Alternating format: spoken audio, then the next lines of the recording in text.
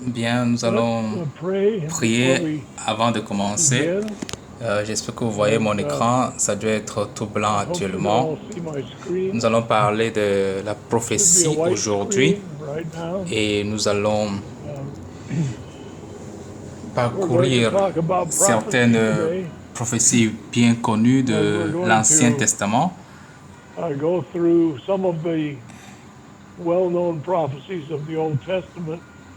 Et nous allons aussi parler des prophéties qui ont un lien avec le Seigneur Jésus-Christ. Et demain, nous parlerons des prophéties du Nouveau Testament.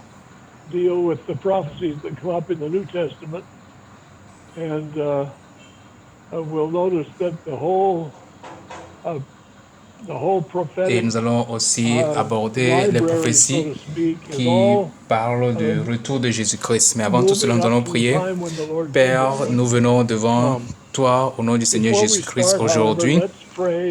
Père, nous savons très bien que si l'Éternel ne bâtit pas, celui qui bâtit, bâtit en vain. Alors, Seigneur, Père, So, Father, we're never as prepared as nous pouvons nous préparer selon notre capacité, mais nous ne voulons pas partager des connaissances académiques, mais nous voulons partager ton esprit, ton cœur, ta parole, et je prie que tu nous aides pour cela. Je prie que ton Saint-Esprit nous conduise. Je prie, Père, que toi, tu diriges toutes choses.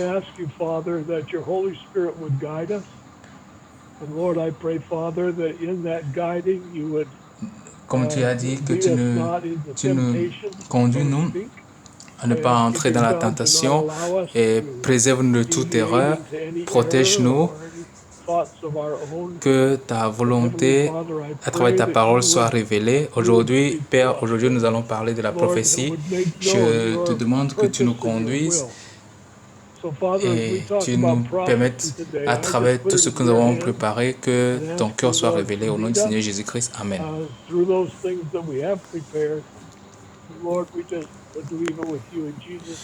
Bien. Nous allons lire Hébreux chapitre 1, verset 1. Hébreux chapitre 1, verset 1. Après avoir autrefois à plusieurs reprises et de plusieurs manières parlé à nos pères par les prophètes, Dieu dans ces derniers temps nous a parlé par le Fils,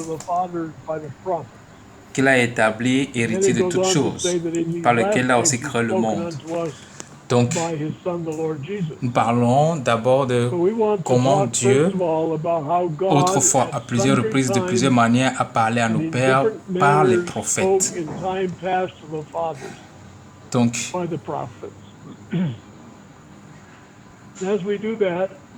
plusieurs reprises, autrefois à plusieurs reprises.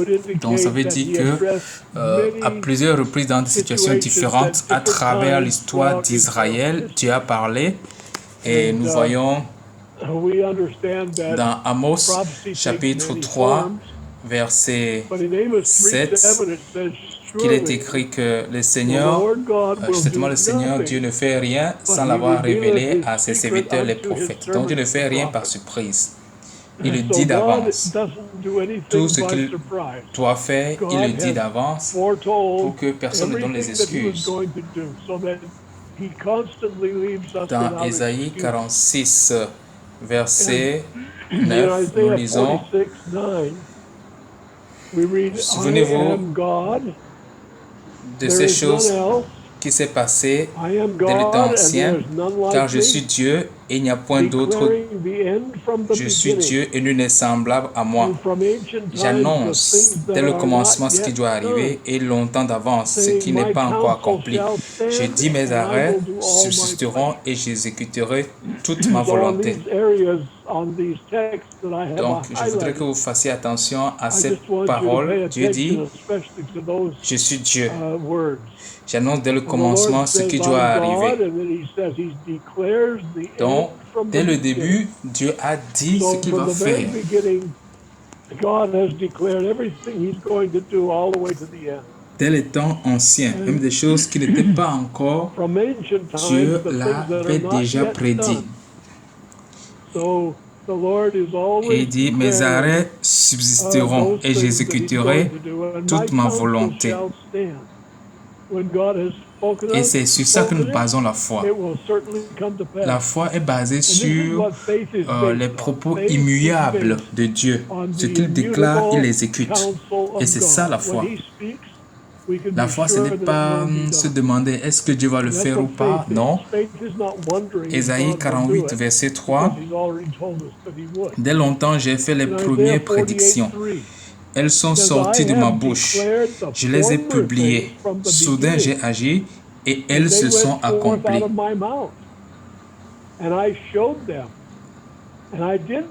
Donc, nous allons parler de certaines choses dont il a parlé et qui se sont déjà accomplies de plusieurs façons. Ça veut dire que la prophétie a pris plusieurs formes. La prophétie n'est pas seulement quelque chose qui est parlé d'une manière distinctive. Il y a d'une manière historique l'ombre, les images qui révèlent, qui parlent du Nouveau Testament.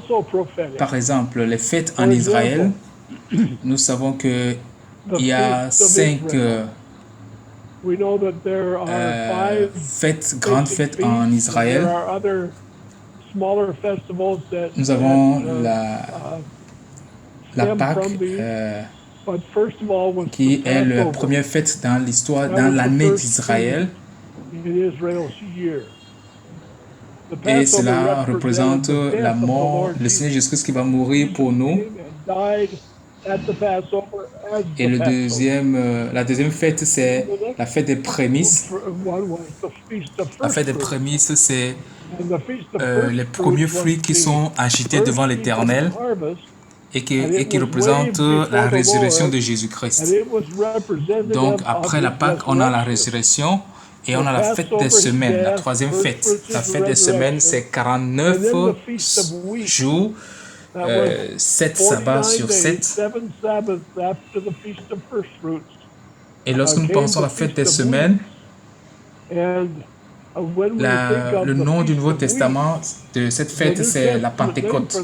Donc, le jour de Pentecôte, c'est le 50e jour. Donc, 7 semaines sur 7, ça fait 49. Et le jour qui suit le 49e jour, c'est une fête. Ce jour est célébré. Et c'est ce jour-là que le Saint-Esprit a été déversé. C'est le jour de la Pentecôte. Donc, cette fête des semaines représente l'Esprit de Dieu qui est déversé sur nous. Et il y a la fête des trompettes.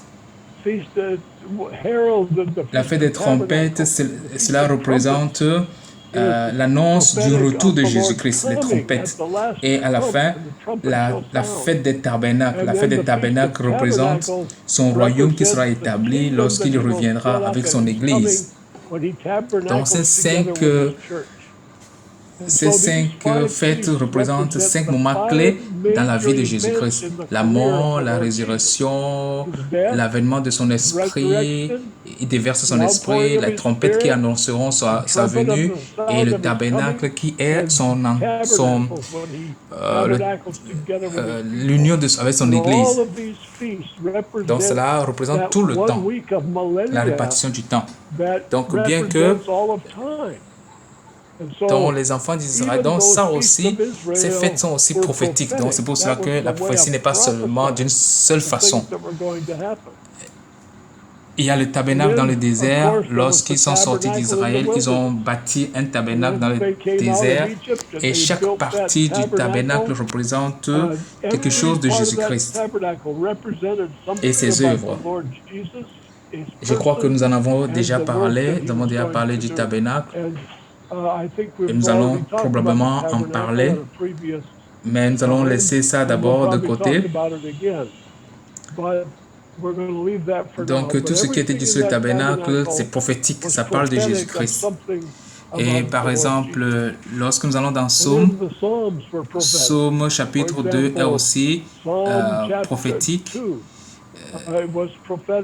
Ça parle du peuple d'Israël et des païens. Et ça parle de Jésus-Christ qui va établir son royaume. Et même Psaume 22. Et là, on verra les paroles que Jésus-Christ devait même prononcer sur la croix. Donc, les prophéties ont été données de plusieurs façons. Et par des événements historiques, par des fêtes d'Israël, par le tabernacle. Tout cela, c'est prophétique.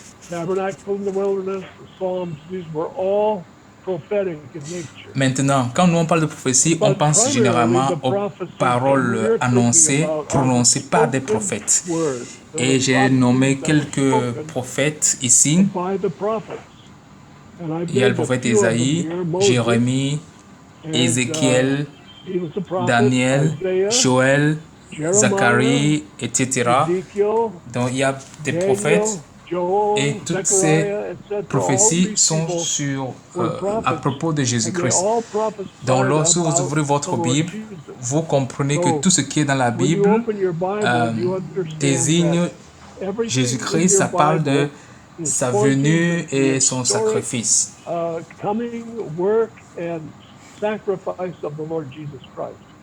Et chaque événement majeur a été annoncé avant que cela n'arrive. Donc, à partir du début, la première prophétie était sur Jésus-Christ. La première prophétie venant du Seigneur était sur Jésus, était à propos de Jésus-Christ en Genèse chapitre 3, verset 15, qui dit que la postérité de la femme va briser la tête du serpent. Ça parle de Jésus-Christ qui viendra nous délivrer de nos péchés.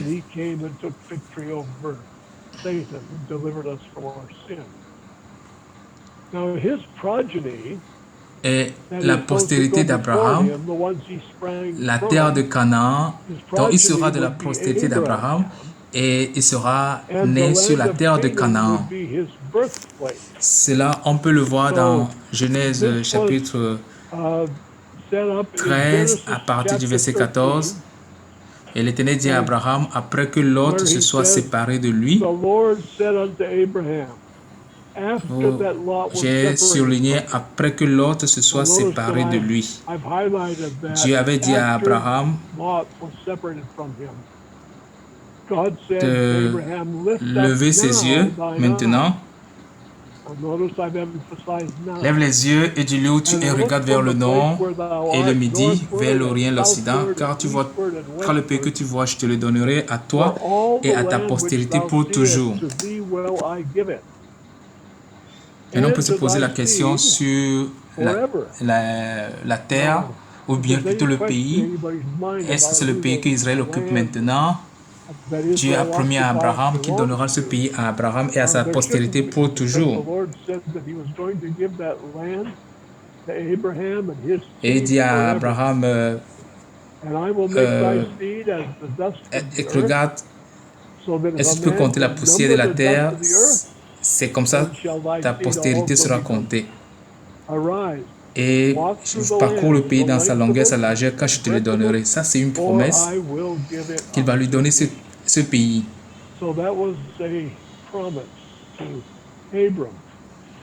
Mais notez aussi qu'il n'a pas compris que c'est son pays jusqu'à ce qu'il ne soit séparé de Lot. Dieu dit à Abraham, à ce moment-là, son nom était Abraham. Il lui a dit, quitte ton pays, ta patrie, ton père, ta famille, sors et tu iras dans le pays que je te montrerai.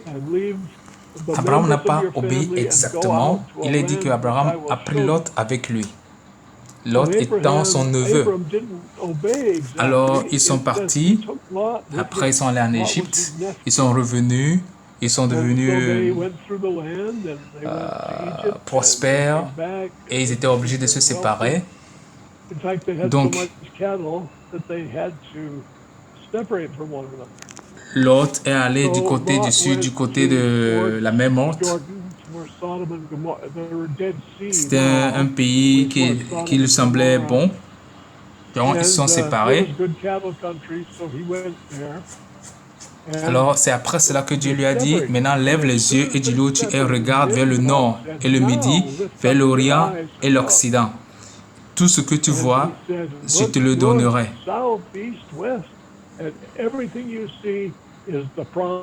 Donc, il était déjà dans ce pays, mais ne le savait pas. Jusqu'à ce que Lot ne se soit séparé de lui.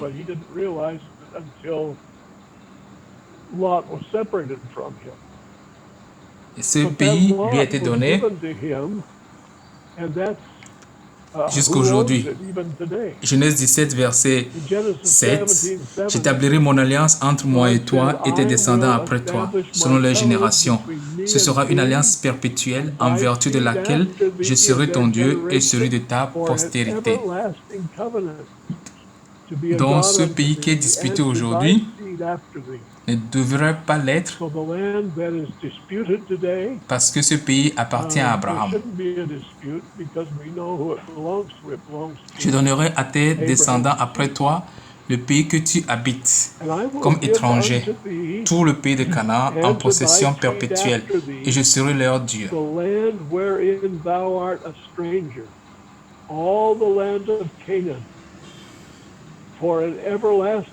Donc, des fois, les gens sont pour ou contre Israël, mais le pays que Israël occupe aujourd'hui, c'est un pays que Dieu a donné à Abraham. Il y a très longtemps, avant même que l'histoire ne commence à être écrite.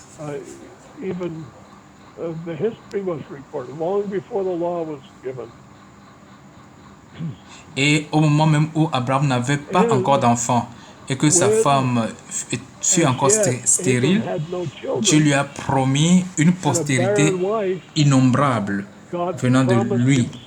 Dans Genèse 15, verset 2, et Abraham répondit, Seigneur l'Éternel, que me donneras-tu?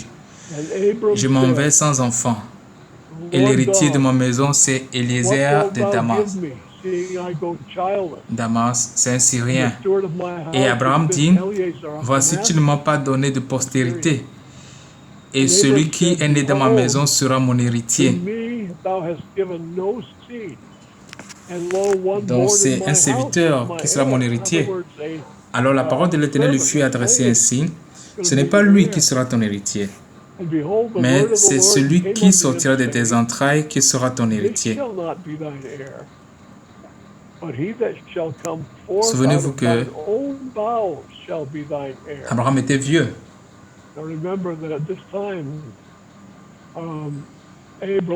Beaucoup d'années se sont déjà écoulées.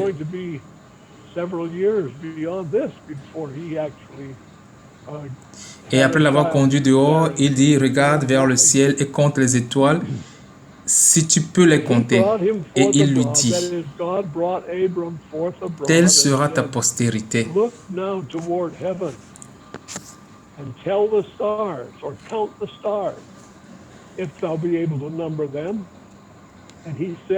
Autrement dit, la postérité d'Abraham sera comme les étoiles dans les cieux. Abraham eut confiance en l'Éternel qui le lui imputa en justice. Donc, d'où est-ce que la justice a commencé? Par la foi. La justice par la foi commence ici. Abraham a été déclaré juste parce qu'il a eu confiance en Dieu, parce qu'il a cru en Dieu.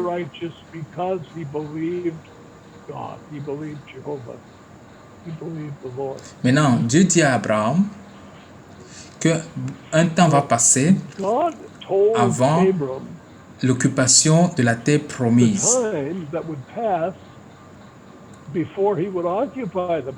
Donc, Abraham n'allait pas du coup directement prendre possession de ce pays, mais il y a un temps qui va s'écouler. Dans Genèse 15, verset 13, Dieu dit à Abraham, sache que tes descendants seront étrangers dans un pays qui ne sera point à eux.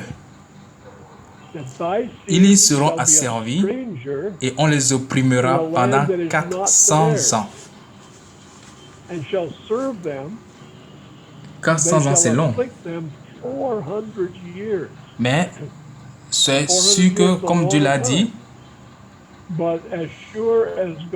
400 ans plus tard, ils ont été libérés de l'esclavage en Égypte.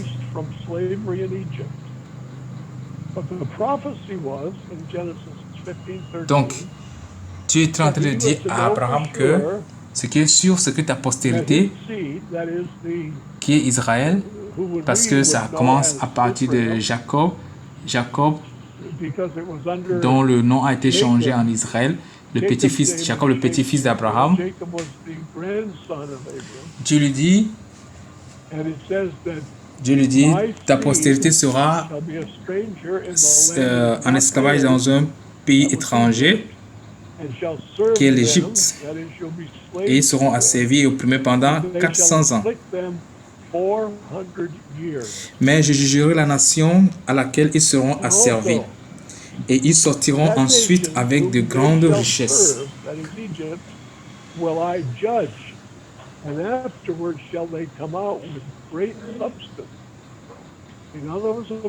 Donc, on peut voir que cette prophétie a été donnée au moins 400 ans avant son accomplissement.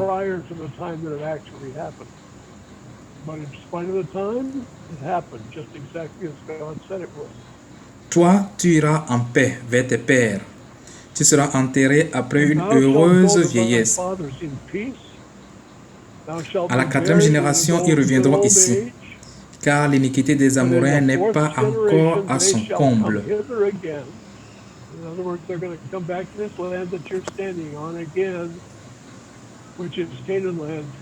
Autrement dit, il y a un temps où l'iniquité des Amoréens sera à son comble.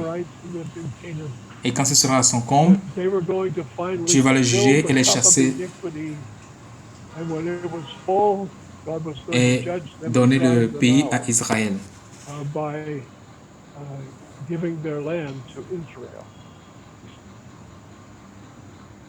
Alors tout cela s'est accompli. Jacob a amené sa famille en Égypte. Ils sont devenus une grande nation pendant 400 ans et après ils ont été délivrés et l'iniquité des Amoréens était à leur comble et Dieu leur a demandé d'aller occuper le terrain, le pays de Canaan, et ils ont commencé à vivre là.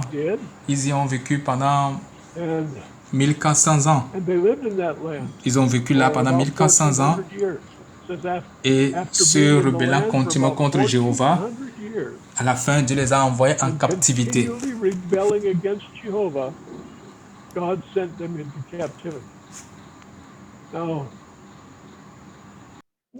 Quelqu'un m'a dit tout récemment que cet Israël ne peut pas être l'Israël de Dieu parce qu'ils sont trop méchants.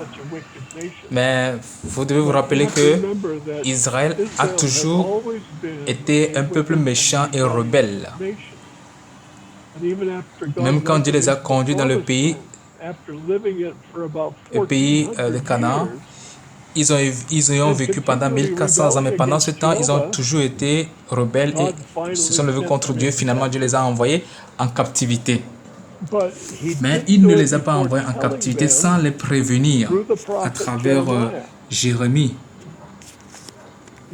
Jérémie chapitre 25, verset 11, on peut lire « Et tout le pays sera en désolation, et ces nations seront asservies à Babylone, au roi de Babylone pendant 70 ans. » Donc, le temps de captivité aussi était déjà prédéterminé par Dieu. Dieu a dit 25 ans, et plutôt 70 ans.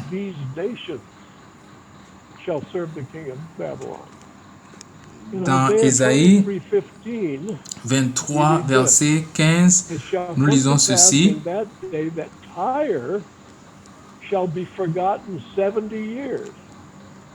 En ce temps-là, Tyr tombera dans l'oubli 70 ans, ce que dure la vie d'un roi. Au bout de 70 ans, il en sera de Tyr comme de la prostituée dont parle la chanson.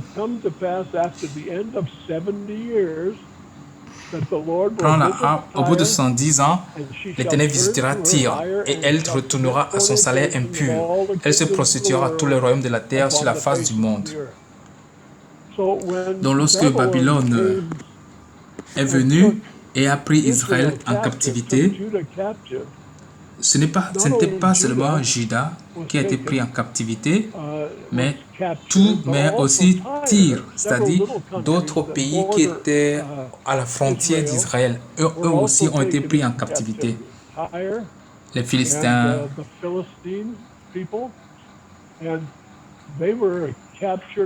ils ont été aussi en captivité pendant 70 ans.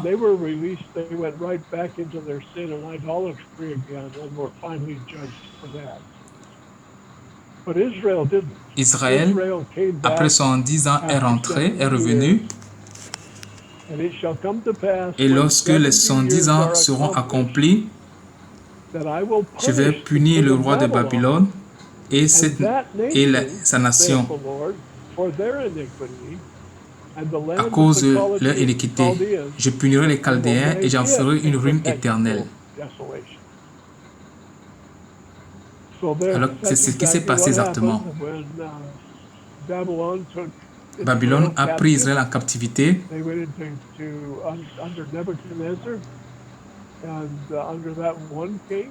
Et après 70 ans,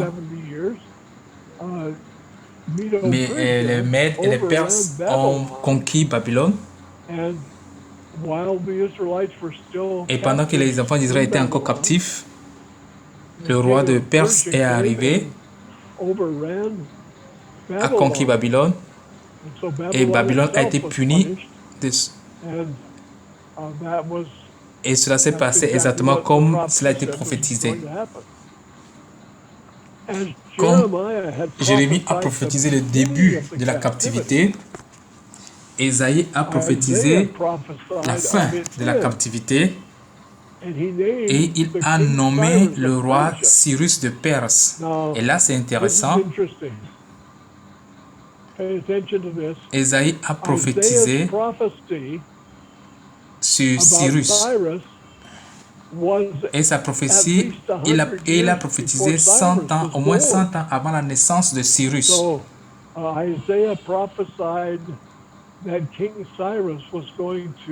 Il a prophétisé que le roi Cyrus mettra fin à la captivité d'Israël. Israël a dit, plutôt, Ésaïe a dit cela à l'an 752 avant Jésus-Christ. Et quand Cyrus est venu à l'an 536 avant Jésus-Christ. Donc il y a une distance de 216 ans entre le moment où Ésaïe prophétisait et le moment où Cyrus a parlé. Et donc, c'est pour cela que j'ai dit, Ésaïe a prophétisé sur Cyrus. Il a nommé Cyrus au moins 100 ans avant la naissance de Cyrus. Donc, nous voyons combien la prophétie est précise. Dans Ésaïe 44, verset 28, nous lisons: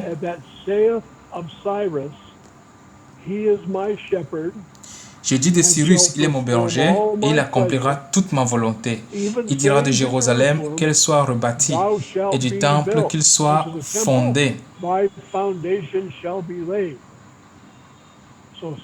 Donc Cyrus est celui qui a demandé aux Juifs de rentrer dans leur pays et de reconstruire le temple. Dans Esdras chapitre 5, verset 12, après la captivité et le retour,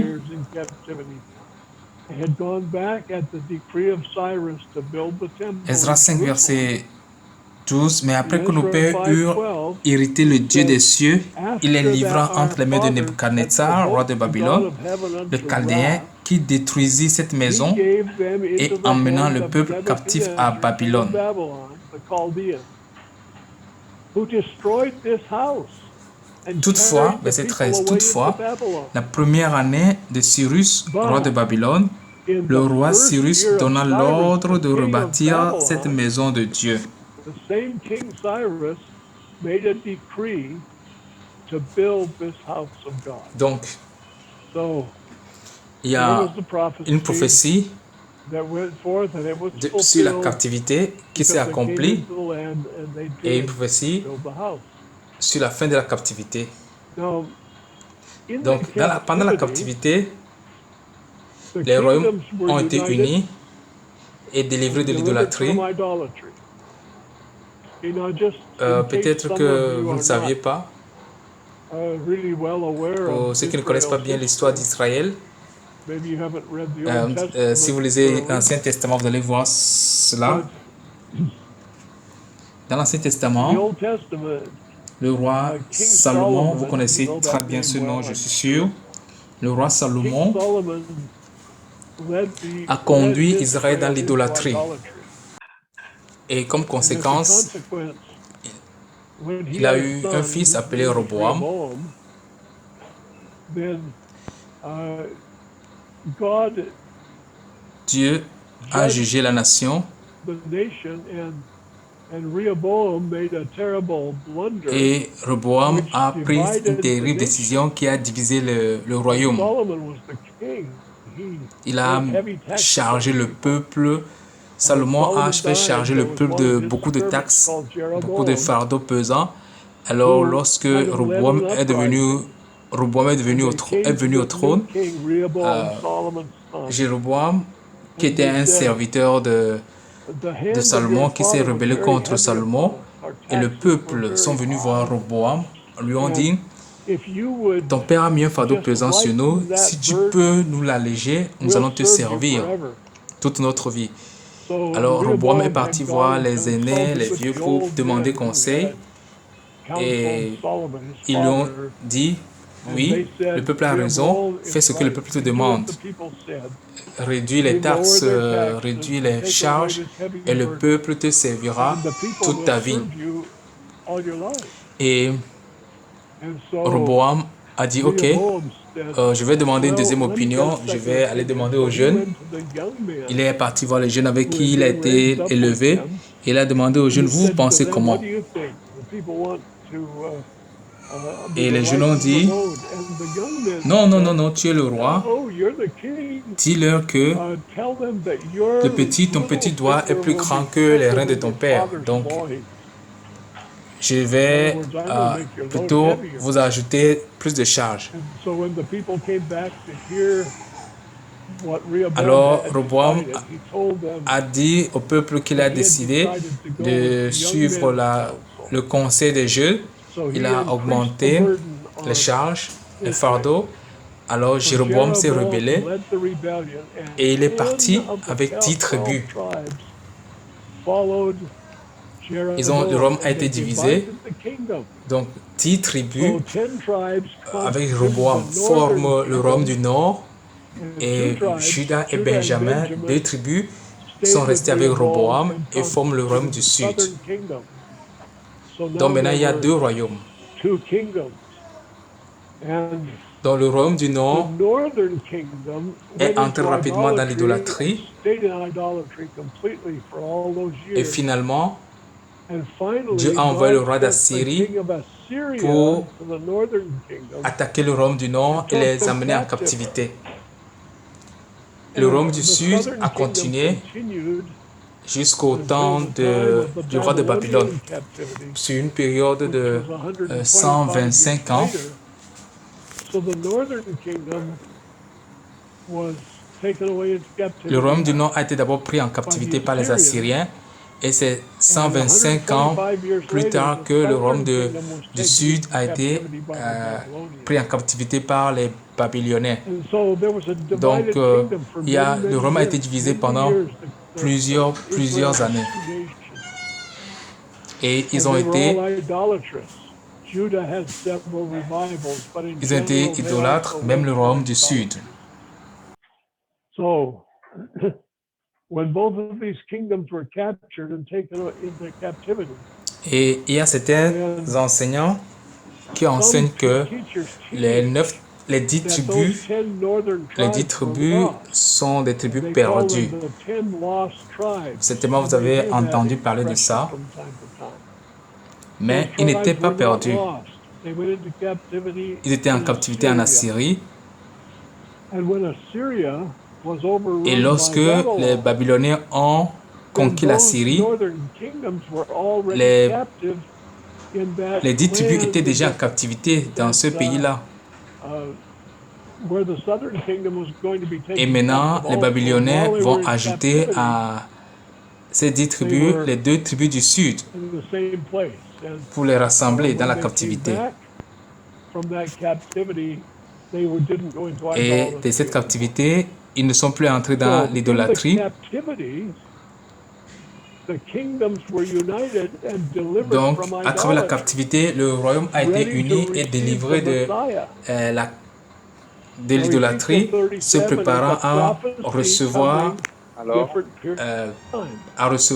le Messie. Dans Ézéchiel chapitre 37, verset 15,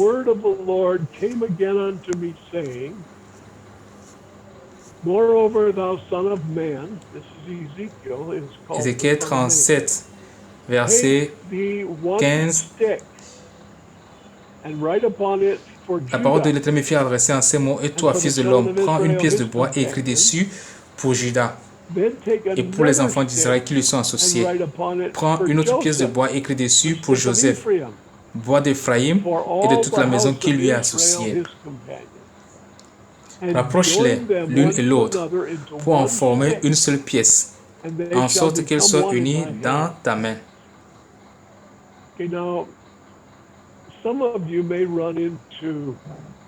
Certaines personnes ont dû peut-être rencontrer les Mormons, ou bien je ne sais pas chez vous, mais les Mormons sont très influents aux États-Unis.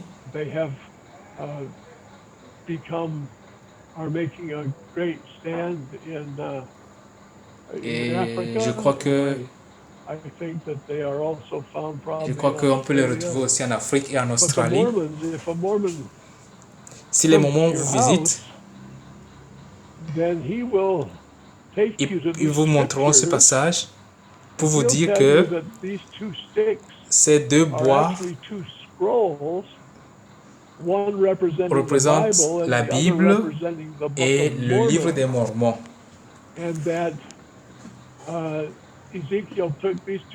Et Ézéchiel a vu 2 bois dans sa main et il les a rapprochés pour former une seule pièce de bois. Donc pour dire que le livre des Mormons et la Bible sont égaux. Mais ce n'est pas vrai. Ça, c'est une mauvaise interprétation des Écritures, hors contexte. Maintenant, je vais relire.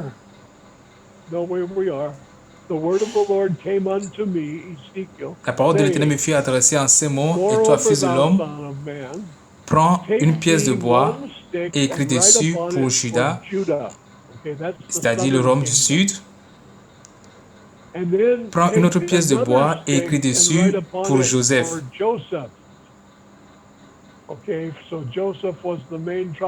Joseph est la tribu principale des 10 tribus. Donc, un bois représente le royaume du sud et l'autre bois représente le royaume du nord.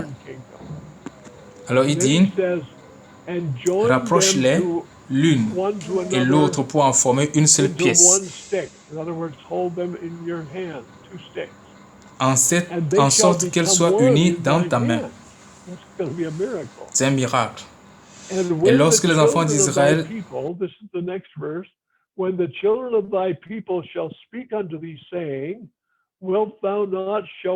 de ton peuple te diront: ne nous expliqueras-tu pas ce que cela signifie? Réponds-leur: ainsi parle le Seigneur. Voici, je prendrai le bois de Joseph qui est dans la main d'Éphraïm et les tribus d'Israël qui lui sont associées, je les joindrai au bois de Juda et j'en formerai un seul bois en sorte qu'il ne soit qu'un dans ma main. And will put them with him, even with the stick of Judah, and make them one stick, and they shall be one in mine hand. Les bois sur lesquels tu écriras seront dans ta main sous leurs yeux. Donc Dieu est en train de dire, je vais prendre ces deux nations dans ma main et ces deux nations seront unies. And in my hand they're going to become one.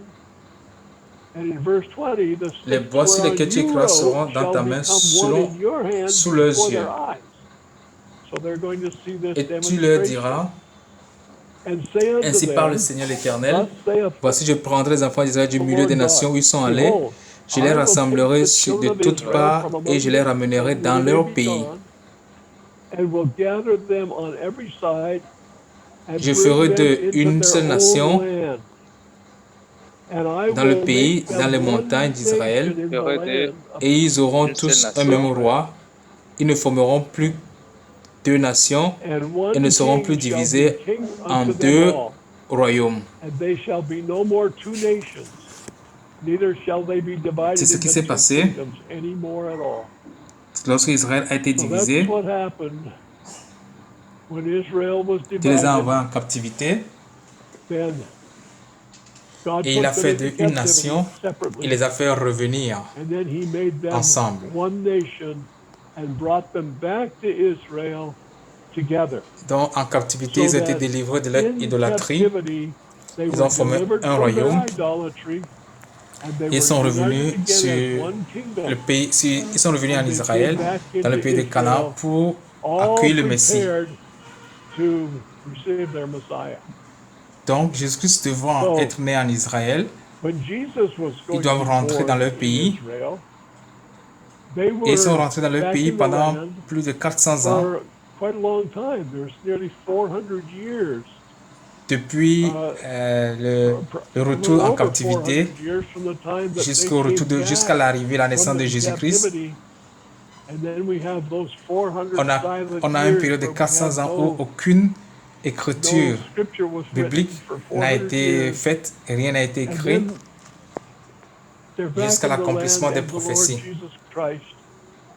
Donc ici, nous avons les prophéties concernant Jésus-Christ. Dans Ésaïe, on retourne dans l'époque d'Ésaïe. Ésaïe qui est en train de nous parler ici de quand est-ce que Jésus-Christ va naître. Il dit, voici la Vierge sera enceinte et enfantera un fils et on l'appellera Emmanuel. Je crois que vous savez déjà que Emmanuel veut dire Dieu avec nous. Dans Michée chapitre 5, verset 2, Michée nous parle de là où Jésus-Christ doit être né. Et Michée a prophétisé après le retour en captivité. Il a dit, et toi Bethléem Ephrata, petite entre les milliers de Juda, de toi sortira celui qui dominera sur Israël, et dont l'origine remonte aux temps anciens, au jour de l'éternité.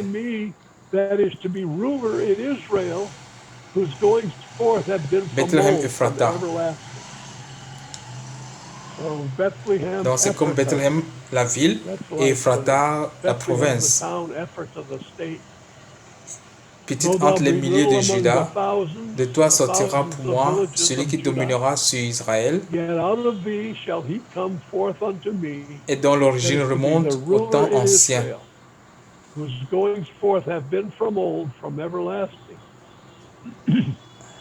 Né à Bethléem, qui est né à Bethléem, Jésus-Christ, et il devait être quoi? Il devait dominer sur Israël. Et quelle est son origine? Son origine remonte aux temps anciens, au jour de l'éternité. Il est né à Bethléem.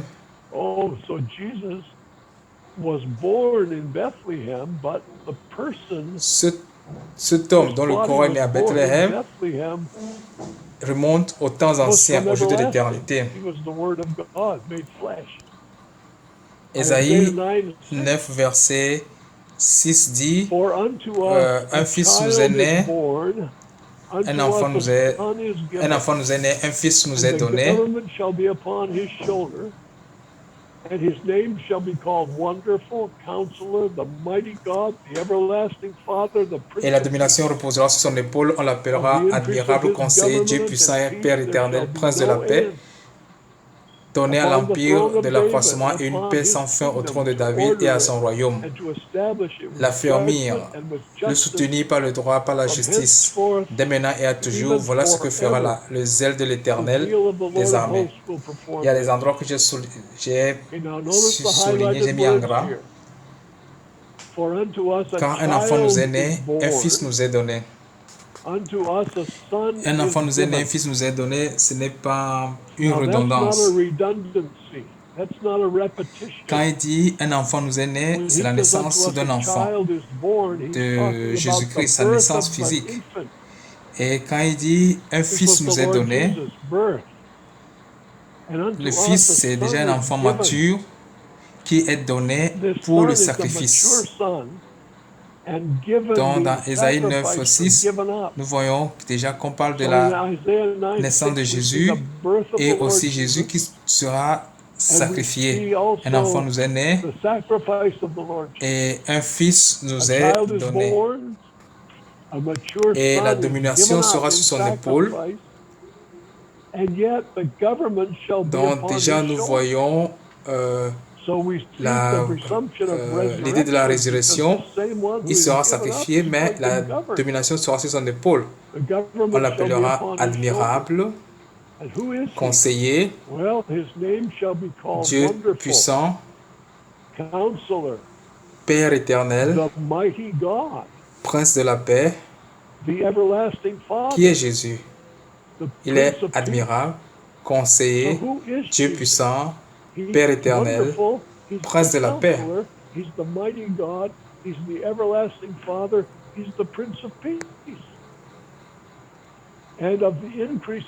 Et son royaume n'aura pas de fin. Donc, cette prophétie parle de sa mort, sa résurrection, son royaume. Il est le prince de la paix, Père éternel, Dieu puissant. Il va établir un royaume qui n'aura pas de fin.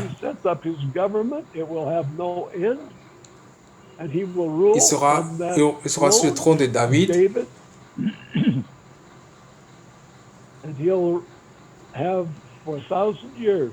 En Israël. L'affermir, le soutenir par le droit et par la justice, dès maintenant et à toujours. Voilà ce que fera le zèle de l'Éternel des armées. Dans Zacharie 9, verset 9,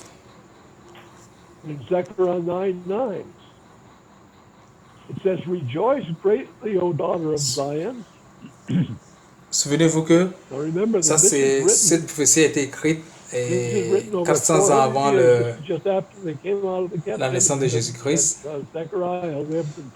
Sois transporté dans les Grèces, fille de Sion, pousse des cris de joie, fille de Jérusalem. Voici ton roi vient à toi. Il est juste et victorieux. Il est humble et monté sur un âne, le petit d'une ânesse. Est-ce que vous pouvez imaginer ça? On peut retrouver ça dans les évangiles.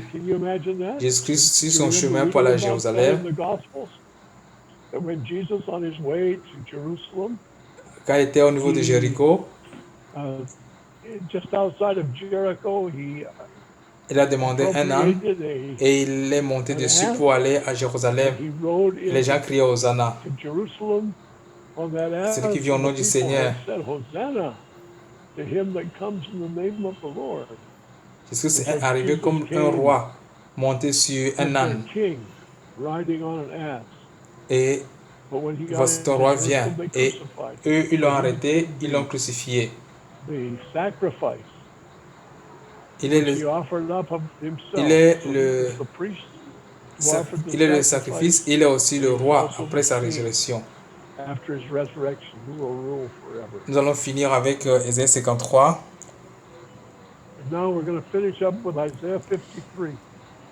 Qui a cru à ce qui nous avait été annoncé? Là, c'est la prophétie concernant Jésus-Christ. Qui a cru à ce qui nous avait été annoncé, qui a reconnu le bras de l'Éternel et s'est levé devant lui comme une faible plante, comme un rejeton qui sort d'une terre desséchée. Il n'avait ni beauté ni éclat pour attirer nos regards, et son aspect n'avait rien pour nous plaire. Méprisé et abandonné des hommes, homme de douleur et habitué à la souffrance, semblable à ceux dont on détourne le visage, nous l'avons dédaigné, n'avons fait de lui aucun cas. And we hid, as it were, our faces from him. He was despised, and we esteemed him not. Là, c'est Israël. Israël, réveille-toi. Ce n'est pas quelque chose qui est arrivé, c'est quelque chose qui va arriver.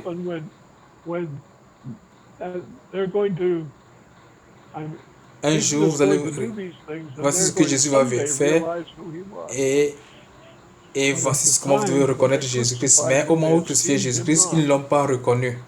Ils n'ont pas reconnu Jésus-Christ. Cependant, ce sont nos souffrances qu'il a portées. C'est de nos douleurs qu'il s'est chargé. Et nous l'avons considéré comme puni, frappé de Dieu et humilié. Mais il était blessé pour nos péchés, blessé pour nos iniquités. Le châtiment qui nous donne la paix est tombé sur lui. Et c'est par ses maîtrises que nous sommes guéris. Nous étions tous errants comme des brebis. Chacun suivait sa propre voie. L'Éternel a fait retomber sur lui l'iniquité de nous tous. Il a été maltraité, opprimé, et il n'a point ouvert de bouche. Il n'a point ouvert la bouche. Semblable à un agneau qu'on mène à la boucherie, à une brebis muette devant ceux qui l'attendent, il n'a point ouvert la bouche.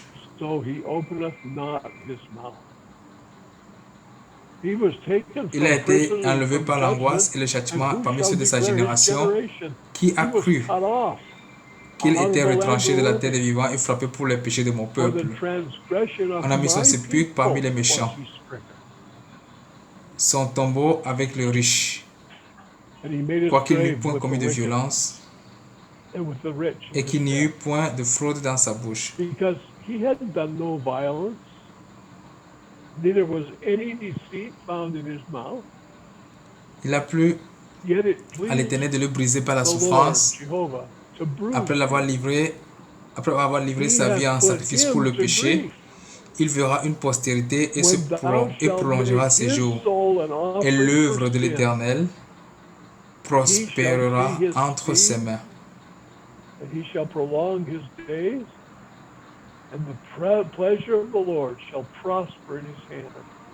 À cause du travail de son âme, il rassasiera ses regards.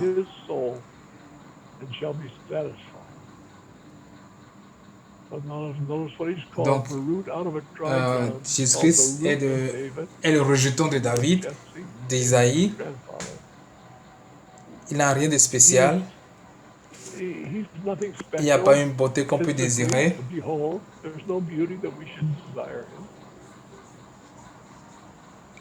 Il a été méprisé et rejeté par les hommes.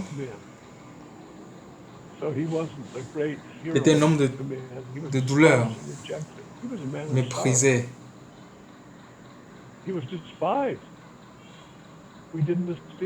Israël s'adressait à Israël.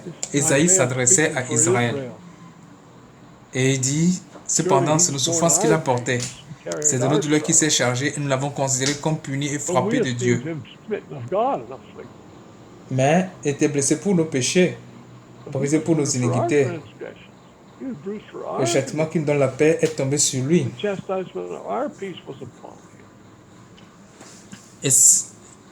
Et l'Éternel a fait retomber sur lui l'iniquité de nous tous. Comment Jésus a réagi envers tout cela? Il n'a même pas ouvert la bouche. He opened not his mouth. It says it twice in that verse. Il a accepté le He was jugement. taken from prison and judgment.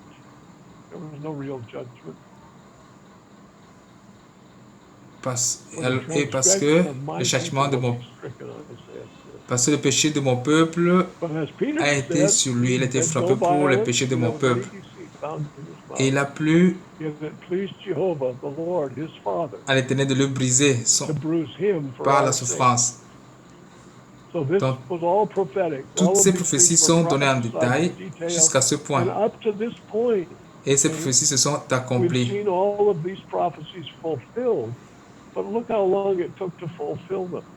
Des fois, il y a une différence de 400 ans avant l'accomplissement de la prophétie. Demain, nous allons parler des prophéties du Nouveau Testament et pour notre futur, pour l'avènement du Seigneur Jésus-Christ. Pour aujourd'hui, nous allons nous arrêter là.